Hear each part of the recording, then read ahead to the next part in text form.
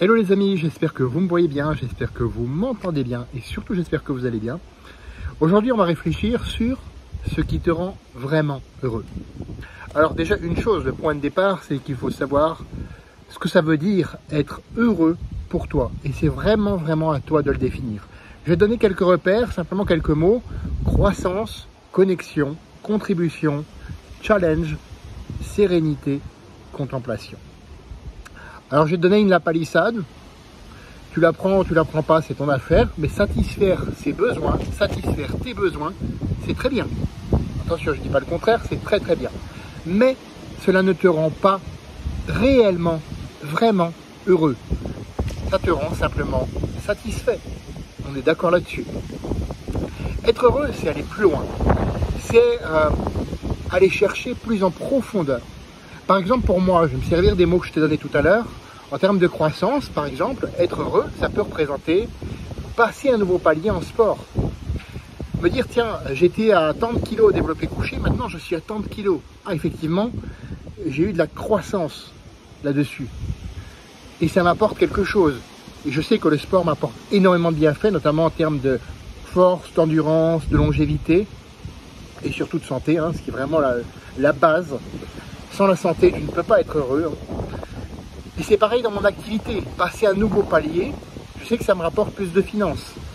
Je sais que je vais pouvoir satisfaire mes besoins de manière plus profonde avec ça. Bien sûr.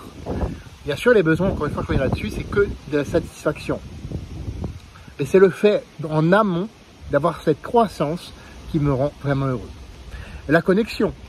Alors la connexion, c'est tout simple. C'est par exemple la nature lors des randonnées que j'organise ou auxquelles je participe en tant que participant. Eh bien effectivement, la connexion avec la nature, ça m'apporte du bonheur. La connexion avec les personnes. Dernièrement, j'ai encouragé une personne qui avait un peu de mal en randonnée. Eh bien, savoir que ça lui apporte quelque chose, ça me rend heureux aussi. La contribution. Alors bien sûr, les causes et les personnes, ça revient un peu à ce que je disais tout à l'heure. Je suis désolé, il y a beaucoup de vent. Donc, les causes et les personnes que je défends, eh bien, ça fait partie de la contribution. Et savoir qu'une personne, donc, parce que je l'ai défendue, parce que je lui ai donné des encouragements ou autres, va mieux, moi aussi, ça me rend heureux. Et quelque part, j'ai contribué à ça. Les challenges. Les challenges, c'est transformer les problèmes en opportunités. Alors j'ai un cas juste aujourd'hui, par exemple le chauffe-eau qui est tombé en panne.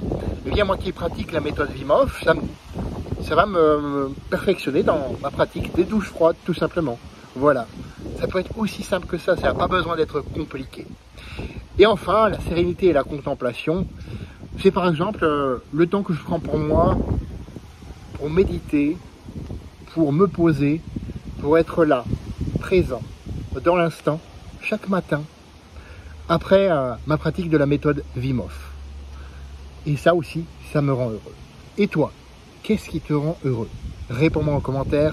Et surtout, fais de ta vie une aventure mémorable qui te ressemble, parce que tu le mérites, tu mérites d'être heureux, d'être heureuse. À bientôt les amis.